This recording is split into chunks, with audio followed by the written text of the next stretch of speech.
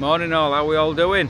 Well, I'm back out wandering. Where am I going to this time? Well, I'm down in Southampton because I am getting aboard this thing. This is the MSC Virtuosa for 14 nights. So I'm going to give you a tour of the ship, see what it's all about. There's been some people complaining about it, but then there has been some positive reviews, so we'll see what's happening.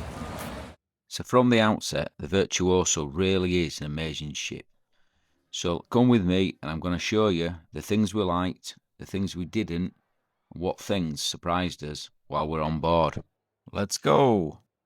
The embarkation process was an absolute doddle. We checked the cases in and was given a card with a number on. It reminded me a bit like the old delicatessen counters in supermarkets where you grab a ticket. So we waited about 15 minutes and then our number was called out so we could get on board, and it's simple as that. Oh, and this is Ian and Janet, by the way, and you'll see them more in future videos. Once on board, we were greeted with a Swarovski staircase, a signature feature of the ship. It's located in the main atrium. It is such an amazing sight when you first see it. Next to this is the Galleria Virtuosa, the ship's main social hub, an indoor promenade located on decks 6 and 7 that features shops, bars, restaurants and cafes. The highlight of this area, though, is the largest LED ceiling screen at sea, at around 92 metres in length. I'll come back to the Galleria later in the video. We went to get our room key, which was hung on the door. We left our hand luggage in the room, then went to tour the ship. I've got a separate video coming of the room tour, which includes all aspects of our room, along with some handy tips for first-time cruisers, which helped us loads throughout our stay, and some essentials to pack. We decided to start at the back of the ship, or the aft as it's called, and work our way towards the front, exploring the ship. First up is the Horizon pool and bar area. Now, it doesn't look much like it is here, but on a sea day, it looks like this.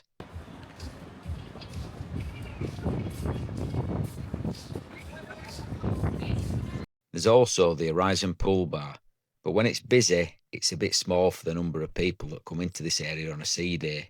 My top tip is to walk inside, down the stairs to the sports bar to get a drink, as this bar was hardly ever busy. It's right next to the arcade machines, Tenpin bowling alley and opposite the indoor sports area. If, however, you can get a seat on an evening at the back, you can also get some stunning views from the Horizon bar.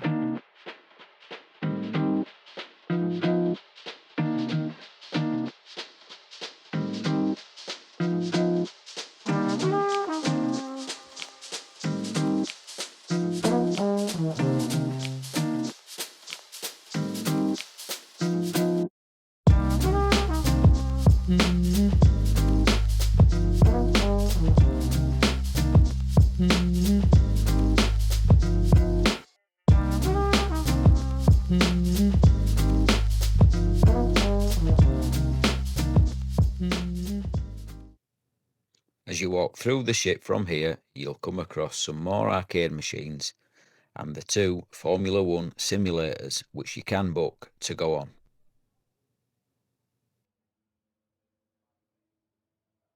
As you walk further down, there's the indoor tropical pool, which also has some whirlpool baths, a bar and lots of indoor seating with lounges round the outside. Next up is the atmosphere pool, the outdoor pool situated in the centre of the ship. In some other reviews, people complained about the issue of getting a lounger. We didn't have this issue and normally went down about 8 AM before breakfast to put a towel down, and we always got one. Here's a few clips of the Horizon pool at different times throughout our voyage.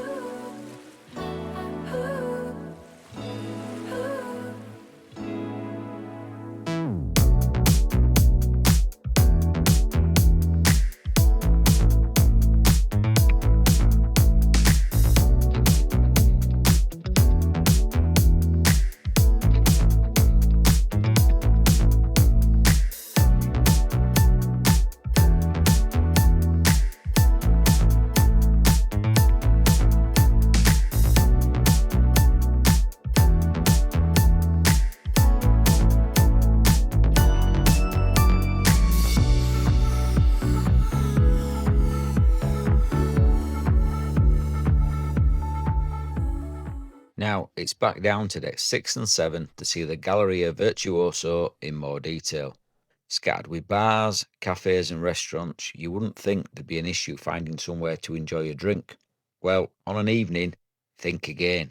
If you had a late dining time, then getting a seat here late on was near impossible some nights. As much as we wanted to explore the different bars around the ship, sometimes we dare not move on to another one for fear of not getting a seat. Now, I understand that trying to accommodate over 6,000 people comes with its own set of challenges, but there is areas of the ship that you could quite easily furnish with more seats and tables, which in our opinion would have helped. This has to be the main negative point for us. However, what is a massive positive in this area is that ceiling screen. Here's some of the amazing shows it puts on.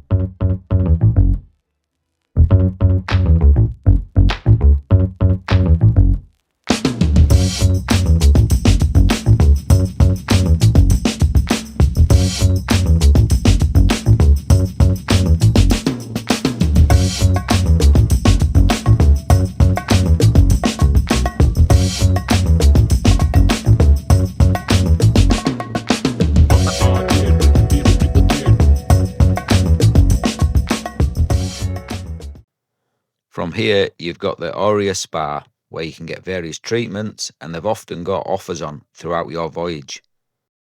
Then you've got the Grand Theatre beneath it, which hosts several different shows a week, twice a night, and there's no additional charge for these ones. The rest of the bow of the ship is taken up with the Yacht Club, an area of the ship I wasn't able to visit. It contains their own pool, bar, restaurant and sun deck. You will, however, pay a massive premium for this. Everyone we spoke to on the ship did say, though, once you go Yacht Club, you never go back. I have a separate video coming soon, which goes into more detail about the restaurants, specialty restaurants we booked, and the bars. They even have a bar where a robot serves you. So make sure to subscribe so you don't miss that one. Some other areas we also visited on the ship included the casino, the only area you can smoke indoors on the ship. Now, if you are adverse to the smell of cigarette smoke, this really is an area to stay away from. That said, if you book tickets to go see a show at the Carousel Lounge, you've no choice other than to walk through the casino to get to it. This is exactly what we did, but the show was amazing and well worth paying for tickets. Here's a few clips from the show Chronicles.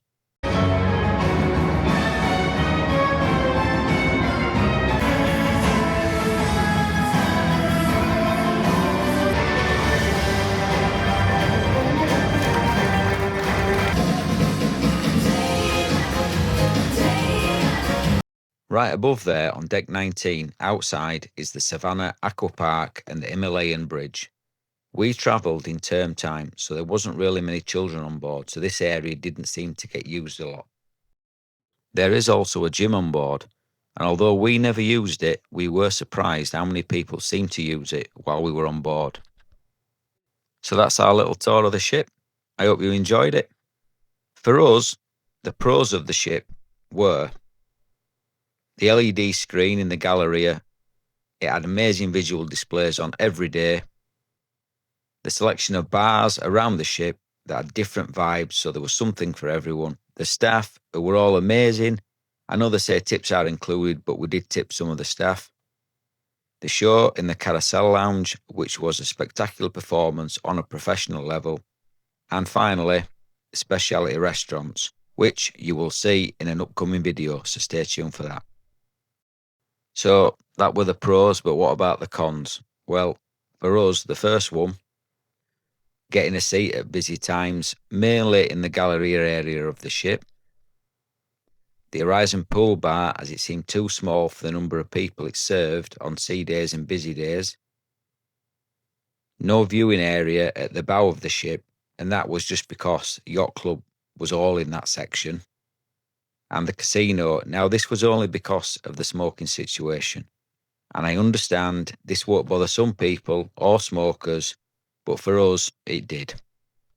All in all, we really enjoyed our time aboard MSC Virtuosa, and we would definitely travel on it again. Some of the cons might seem quite trivial to some, but they were just things we noticed. If you like this video, please like and subscribe so you don't miss my future videos of our time aboard the MSC Virtuosa, and also the different locations we visited whilst on our holiday. Thank you for watching, and I'll see you in the next one. Cheers.